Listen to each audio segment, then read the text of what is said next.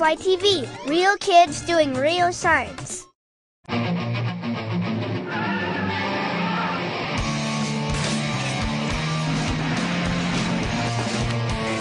I'm Nathaniel. I'm really into auto racing, whether it's big cars, small cars, or really small cars. One thing I've learned about the sport is that most race cars are tested in wind tunnels. So I made a wind tunnel for a science fair project.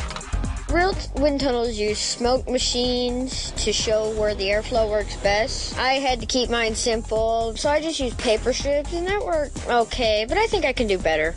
Try it out. So to help me with a new and improved version of the wind tunnel, I've assembled a team of crack engineers. Meet Ryan, he's the mechanical genius. And Michael, he's the idea man. You know, the three of us are pretty different, but we love race cars. I really love auto racing. I like it when newcomers win, people who haven't won before, and they just go nuts. Nathaniel's very aggressive in video games. When he's not doing very well, he decides to just be aggressive and not let anybody else do very well either. Sometimes he turns around and goes the wrong way and rams them head on. Michael is a pretty aggressive race driver. He won't let you catch up or anything, so you can just race side by side. He was pushing past people and trying to wedge into places they shouldn't wedge into. You kind of tell he wants to be in the lead. Yeah! Most wind tunnels use powerful fans to simulate wind forces that act on a plane flying through air or a car driving on a road. This way, researchers can monitor how aerodynamic they are, which is how well something travels through air. What most drivers are interested in is drag, which is the resistance or pull of the air on an object against its forward motion. Basically, drag's a drag. It slows cars down.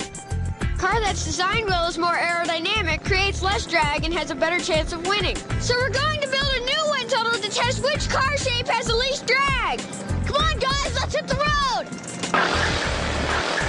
Cool run-ins. Making a wind tunnel is easy. All you need are some acrylic sheets, some brackets, 2 fans, a whole lot of tape, some bendy plastic, and 2 very willing friends.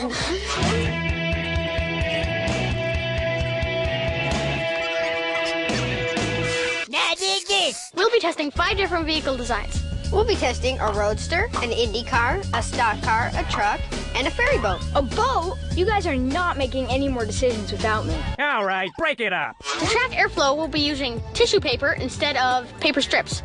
We'll attach 25 pieces of tissue to the surface of each car. If the tissue lies flat along the car, that means there's less drag. Wherever the tissue blows around, there's a lot of turbulence, which produces more drag.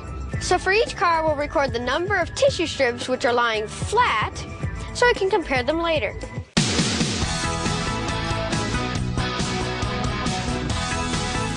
I think the stock car's going to win. It's got a very good shape where the air can go over it very quickly. I think the Indy car is going to place first because that's what it did in my last test. Look at the front shape of it. It's really small and that reduces drag. And the spoiler helps a lot too. I don't think this ferry boat is going to be aerodynamic at all. Strangely, it placed second in my first tests. I don't know why, but I'd like to test it again. Now dig this.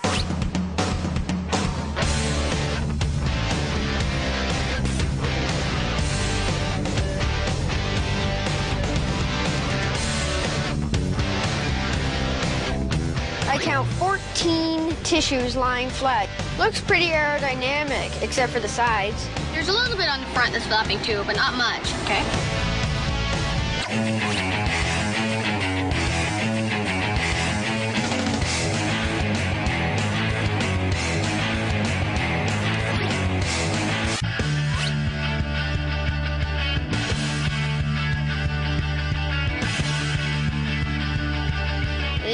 Not doing so well. Look at it on the back of the roof though, man. All 4 are flowing.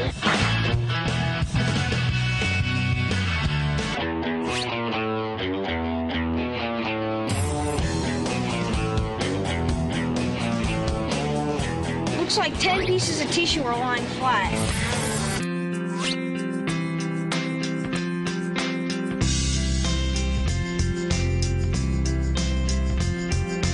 It looks like 13. It didn't do as well as my first test. We made a graph showing the percent of tissue paper that was lying flat on each vehicle so we could see which one was the most aerodynamic. In my first experiments, the Indy car and the boat were the most aerodynamic cars. The boat didn't perform quite as well this time, but it's still pretty aerodynamic. Maybe that's because it's hollow and the air goes right through it. Maybe you're right. It's got quite a lot of holes, doesn't it? The Roadster did the worst. Maybe that's because the air needs to hug the shape of the car. The Roadster seems too curvy, so the air couldn't hug it smoothly. Well, it looks like on every design that we tested, there was some part of it that the pieces of tissue weren't lying flat. Hey, maybe that's where the most turbulence or drag happens. We should make a more streamlined car where the air runs smoothly over the whole car.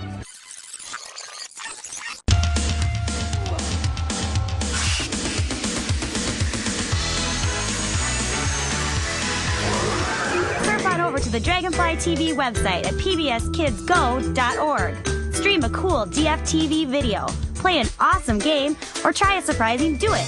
And don't forget to tell us what you're doing with science. We want to hear from you. Dragonfly TV is brought to you by grants from the National Science Foundation and the Best Buy Children's Foundation. Blah, blah, blah, blah. PBS!